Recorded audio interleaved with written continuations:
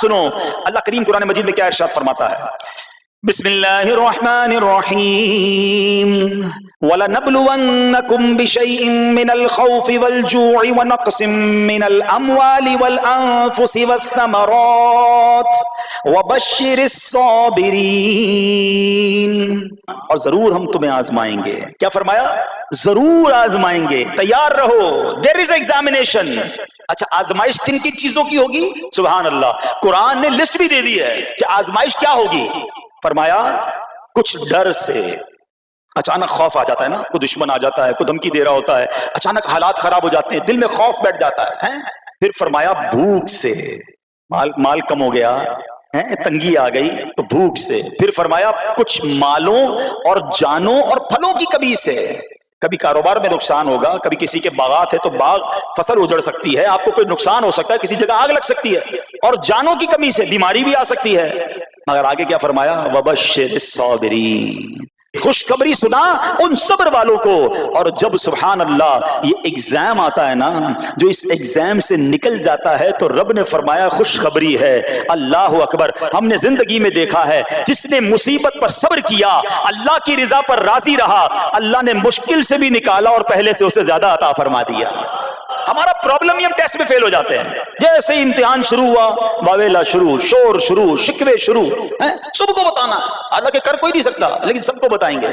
نہ کرو ایسا، میں جانوں میرا رب جانے، مجھے کیوں کسی کو بتانا؟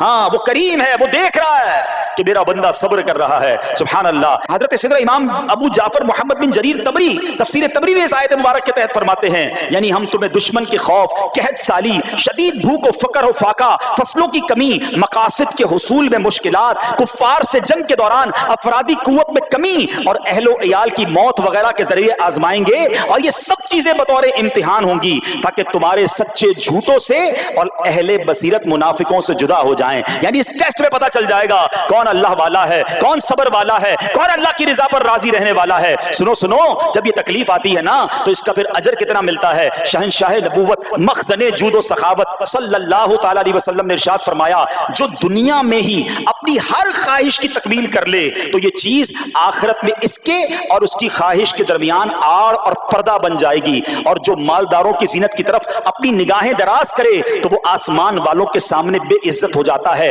اور جو شدید بھوک پر صبر کرے اللہ عز و جل اس کو جنت الفردوس میں جہاں چاہے گا ٹھکانہ عطا فرمائے گا.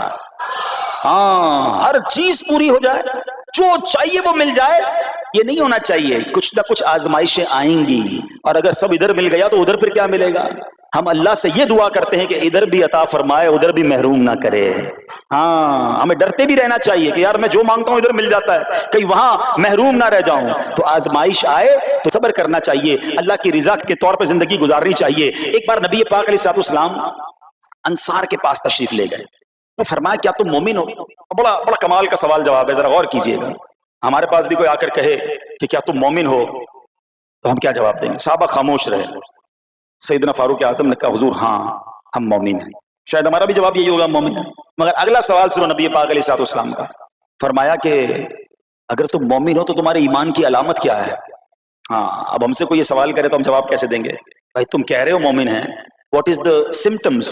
کوئی نشانی، کوئی علامت تو بتاؤ نا. اب یہ سوال کرنے والے کون ہیں؟ پیارے آقا صلی اللہ تعالی علیہ وسلم. صحابہ سامنے بیٹھے ہیں. ارشاد فرمایا مومن ہو تو علامت کیا ہے؟ تو کیا شاندار جواب دیا کہ صحابہ کرام نے کہ ہم جب فراخی کی حالت ہوتی ہے نا، آسانی ہوتی ہے تو ہم شکر ادا کرتے ہیں. جب آزمائش آتا ہے، کوئی پرابلم آتی ہے، ہم صبر کرتے ہیں اور اللہ کے فیصلے پر راضی رہتے ہیں. نبی اکرم علیہ السلام نے جواب میں کیا فرمایا؟ رب کعبہ کی قسم تم مومن ہو. تو پتہ یہ چلا کہ مومن ہونے کی نشانی یہ ہے کہ جب اچھے دن آئیں تو شکر کرے اور مشکل کے دن آئیں تو اللہ کی رضا پر، اللہ کے فیصلوں پر راضی رہے، صبر کرے. اب آؤ سوال کرتے ہیں. اچھے دن آتے ہیں تو ہم کیا کرتے ہیں؟ ارے بھائی میں تو انتظار میں تھا، تھوڑے پیسے آئیں تو فلاں عیاشی کروں، فلاں گناہ کروں. تھوڑے پیسے تھے تو وہ کام ہی نہیں کر پا رہا تھا، اب تو موقع میں لگا ہے، اب تو دن آئے ہیں. معاذ اللہ، جس کو اللہ نعمتیں دیتا ہے، فراخی دیتا ہے، تو وہ اللہ کی نافرمانی میں لگ جاتا ہے. اور جب اس کو کوئی آزمائش بھیجتا ہے تو وہ ناشکری کہہ کر، بلکہ بعض اوقات تو کفریہ کلمات منہ سے نکال کر ایمان سے بھی ہاتھ دھو بیٹھتا ہے. ایسا نہیں ہونا چاہیے.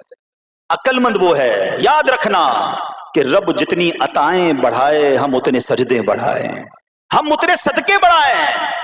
دیکھو نا دنیا میں کیا ہوتا ہے، آپ کو کوئی تحفہ دے آپ کیا کہتے ہیں؟ شکریہ، جزاک اللہ۔ دوبارہ تحفہ دے آپ کہتے ہیں بہت مہربانی۔ تیسری بار دے بندہ کہ یار یہ تو مجھ پر کتنا مہربان ہے۔ اتنی مہربانیاں، ناراض نہیں ہونا چاہیے۔ جو تمہیں دنیا میں 2-4 تحفے دے دے تم اسے ناراض نہیں کرنا چاہتے۔ جب سے میں پیدا ہوا جب سے وہ نواز رہا ہے، وہ ناراض نہ ہو جائے اس کا کوئی خیال نہیں، وہ دیے جا رہا ہے۔ ہم تو دیکھتے ہیں نا، بندہ غریب ہوتا ہے تھوڑے گناہ، جیسے جیسے امیر ہوتا گیا اس کے پر پرزے نکلنا شروع ہو جاتے ہیں، مسجد سے دور، نمازوں سے دور، ماد اللہ حرام کاموں میں پڑ جاتا ہے۔ ارے اللہ کے بندے، تجھے رب نواز رہا ہے، تیرے تو سجدے بڑھنے چاہیے تھے۔